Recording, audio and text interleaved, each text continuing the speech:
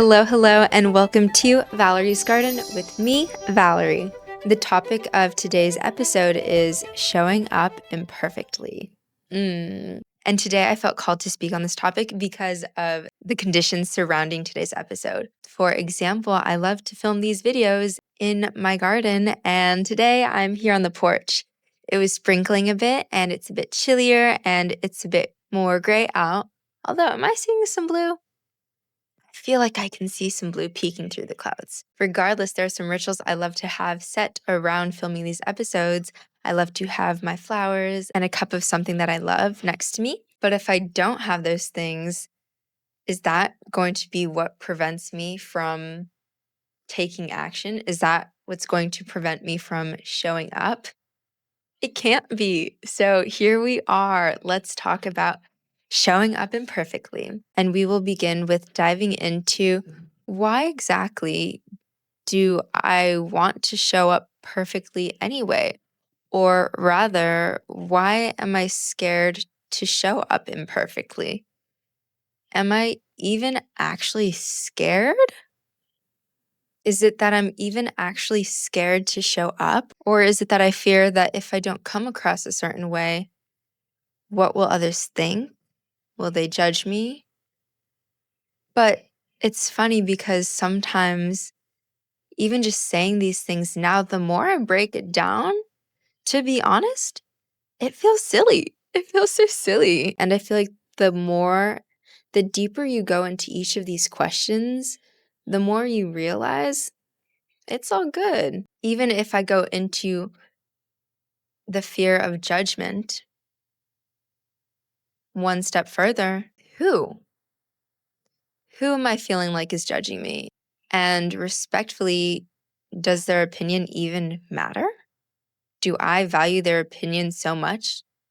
What kind of person are they that I feel they have this power over me? And to be honest, I can't even think of anyone. So when you're showing up to anything, whether it's making a podcast or creating any art for the world or work or whatever it is, and you're starting to feel all this like, oh, but this isn't the way I want it. This isn't the direction I wanted it to go. Asking these questions to go deeper into why it's affecting you, it kind of releases the pressure anyway. Or if I don't say the right thing, well, the right thing to who? Or are you scared if your idea isn't fully developed? Well, that's why you're doing it too, so you can discover what it is. For example, me speaking on this topic, well, that's okay too, and that's why I do this, so I can get more clear on my stances and positions on certain topics. And with each time I do it, the more it can be refined. But I won't know what it's like to speak and share something if I never go out and speak and share about it. So here we are. I feel a sprinkle. And maybe when you go deeper into these questions, you realize that maybe it's not someone else's expectation or judgment that is what's keeping you from sharing and doing the thing, but rather an expectation that you have for yourself. And once again, you are able to question why that is. Are there expectations on yourself from your past? Have there been experiences in your past that have led you to feel that you need to be a certain way? Impact from family, friends, school, whatever. And you also then have the opportunity to practice self-compassion. When someone says to have compassion for yourself or to be gentle with yourself, you can wonder, what does that even mean? And if it's not something that you're used to practicing towards you, the best way to practice having this compassion is to acknowledge, yes, okay, I would like to show up this way.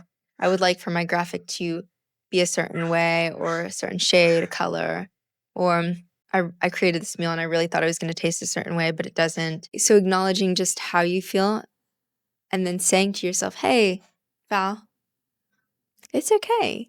And putting it out anyway. So that's the first thing I wanted to speak about, just going deeper and questioning, where is this coming from? Can I go one step further into inquiring why I feel I need to come across a certain way to the world? What does perfect even mean? Do I even truly want to be perfect? Is that fun? Can you think of someone who you feel is perfect? What makes them perfect? What is perfect? Ah, yeah, what is perfect to you? And that's where I want to go next.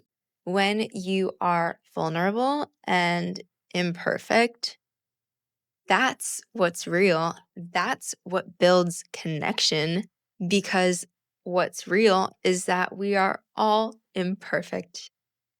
And that's what makes us beautiful, right? When you share yourself and show yourself, and when you show up in a way that might not be what you expected of yourself, that's what builds connection and trust with the people that you want to touch anyway and the people that you want to have an impact on anyway. And I think it's great when someone has done work on themselves and they share that with the world and others feel inspired by the way they show up. I think that's not a bad thing to choose to show up as your best self, but I feel it's also important to honor what you're feeling and honor who you are and where you're at with other things. So when the times come that you are not maybe your best, or you're just being you and you're just being a human, I think it's so beautiful to share that as well. And others, the people who you want to connect with, right? They will see how you are just like them. And it feels real and it feels like an exhale. Like, dang, okay, so that is like me. I am like this person. We really are very similar. All of us are just human. And yes, I still want to choose growth and to be the best version of me and to give things my best shot. But if it's not exactly how I expect for it to be, great, even better. Well, that's another thing too. If you're only showing up a certain way, and then there comes a time when let's say you're feeling more sad or just irritated or annoyed or whatever it may be, you get to honor that. You get to honor those aspects of yourself. You don't have to keep up a performance or a facade. And I feel like that will be a great indicator for the people who are around you, your family, your friends, and the environments you're in, because you can evaluate if you really are allowed to honor yourself and just be yourself. So all of these things are really a gift. You can't go wrong. And if you constantly feel like you have to wear a mask and keep a performance going, just so that you don't let others down and let people's perception of you crumble or whatever it is. If you feel like you need to be a certain way because of the expectations of others and others' expectations of you, then that should be a sign to you that you're not around the right people for you. And you can also view it as an opportunity to be more truthful. When you choose to show up like a human and imperfectly, and the people around you know, accept, respect, and can relate to that, perfect your world and your audience and your friendships and the people around you are like you. And just taking a step back too. Okay, so let's say someone does judge you for putting out your work, your art, a creation, a video, a podcast, whatever it is that you do. Let's say someone does judge you and has something negative to say about what you are sharing. I invite you to remember this: change is inevitable. Everything is always changing. We are always changing. So when you can ground into that, knowing people's judgments, expectations, and projections, that just exposes their fixed mindset. It shows you that maybe they don't accept the changing versions of themselves and change in their lives. Because if you do understand that everything changes and we are allowed to grow and make mistakes as a human, if you are able to understand that for yourself, well, guess what? Then it's all good. It's all good that your work wasn't perfect. It's only going to get better. It's only going to grow. And the more you do it, the more you realize this. So it's kind of funny. And then you get to show up with less pressure and resistance within you to be a certain way and put out the best stuff only.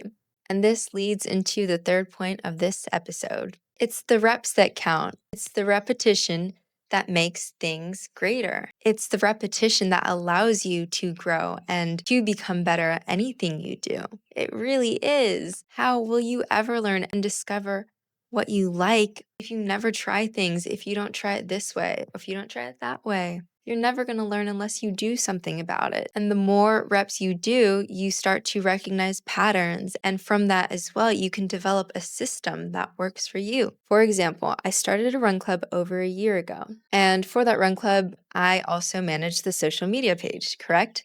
I need to promote the runs and events somehow. And I was developing my style. What is Labyrinth style? Okay. And when I was just starting out, I had no clue what fonts, I had no clue what specific information to include on a flyer. I mean, I had an idea, right? But what makes something stand out? What makes something clear?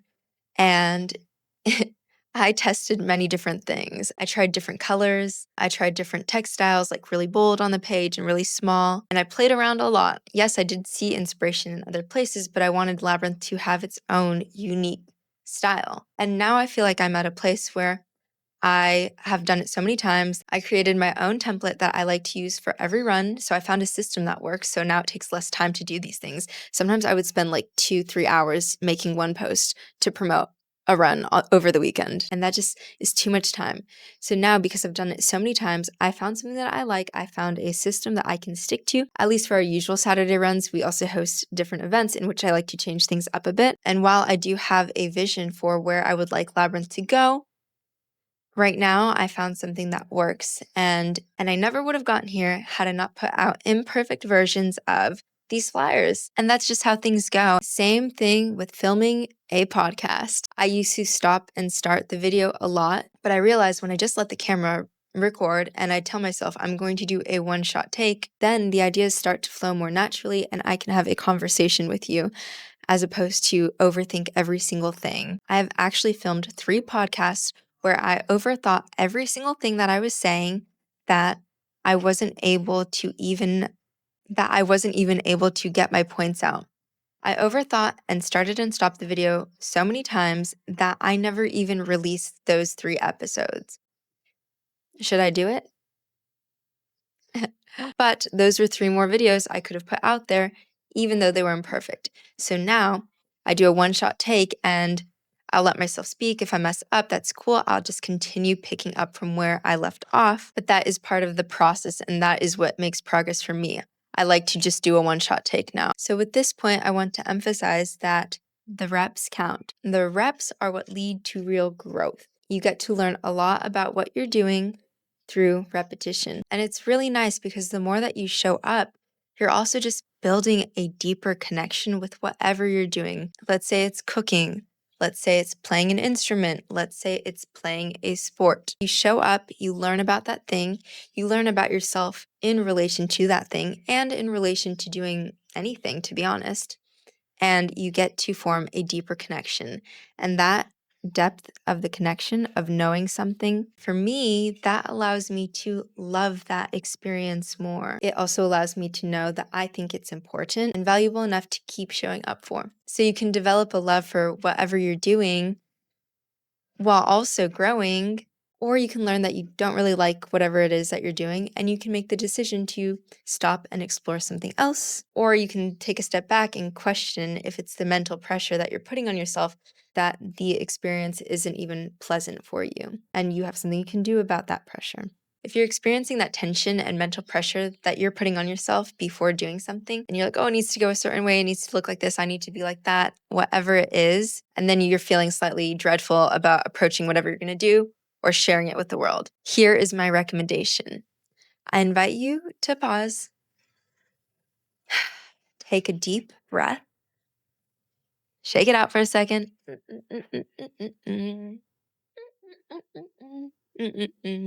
and ask yourself this: how can I make this experience 10% more fun?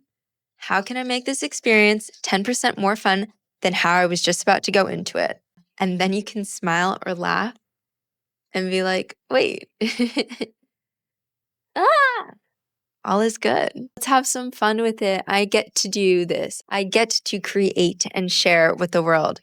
This is a blessing. This is fun. And those who are on the receiving end of my creations, I get to do this for you. Like, this is so exciting. This is a gift.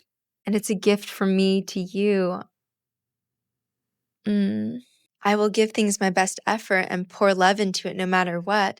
But if it's not perfect, that's okay. And you on the other side of receiving this can resonate and relate and receive my gift if you choose. And if you don't like it, you don't have to be here. So everything really does just work out. So I challenge you to show up imperfectly. That is the way to evolve. That is the way to gain clarity. That is the best way to receive feedback and be able to get more clear on your direction or realize that you want to go a different direction. And that's perfect. There's someone in my life who creates a poster every single day. When he first shared this with me, we were at a cafe after Run Club, and he let me know that in 2023, he made a poster every single day. And for me, I was just like, whoa, that's sick. Tell me more. And he said he was going to do it again for 2026. And I feel I've gained a lot in terms of just witnessing him executing his process and creating a poster every day. And in him doing so, I really learned that yes, not every poster is going to be his favorite. Not every poster is going to be perfect. And it never was about that anyway. But him choosing to take action on that every single day not only shows me his character, that he is a consistent man. Hello. Hi. I'm on a podcast, but you're good. Thank you. It's called Valerie's Garden. Uber Spotify. Thank you. Thanks for the mail. Have a nice day.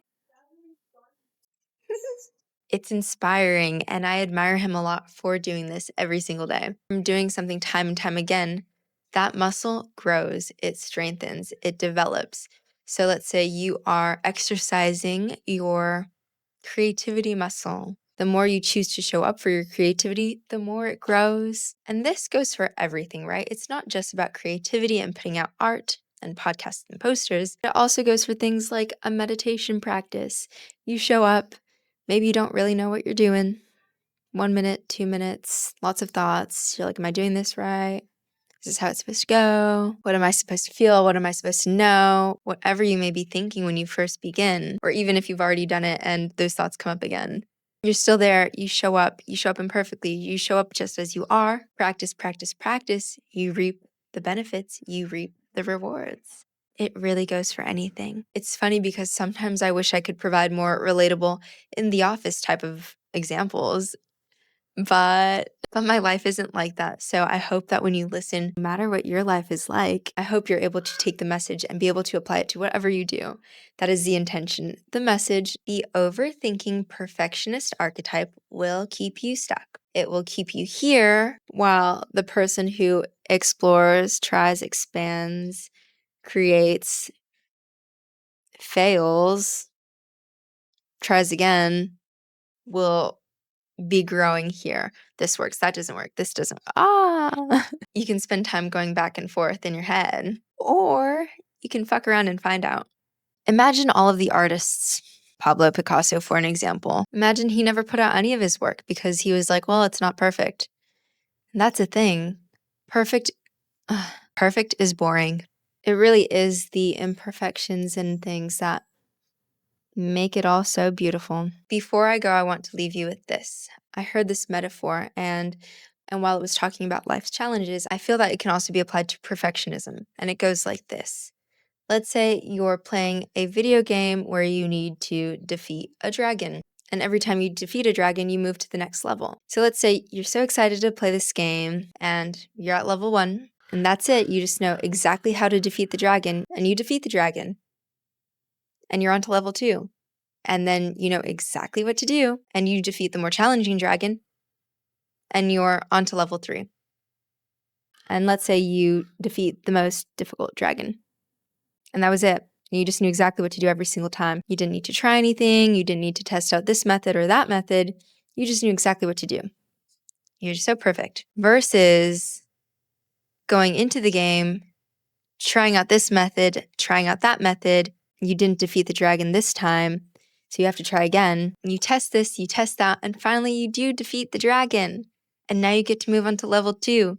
And you have this knowing under your belt that you're capable of overcoming and defeating the dragon. And you know that about yourself. So you go into the next level with more confidence, more direction, a better strategy. But since it's a new level, you're still going to try out different things, right? And that's what makes the game fun. So everything needs to be so perfect. Thank you so much for being here with me today.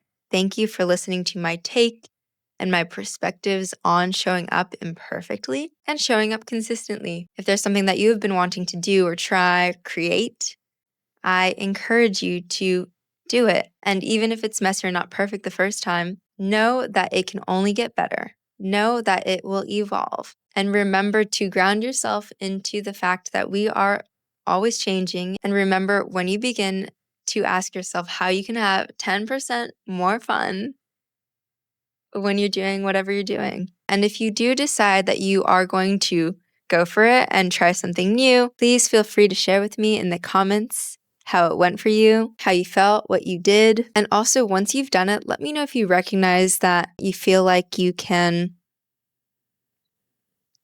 kind of just like let it go a bit, like the weight on you has been lifted. Have a beautiful day, and I will see you on next week's episode of Valerie's Garden. And hopefully I will be back in my garden with some flowers. Thank you. I'll see you soon.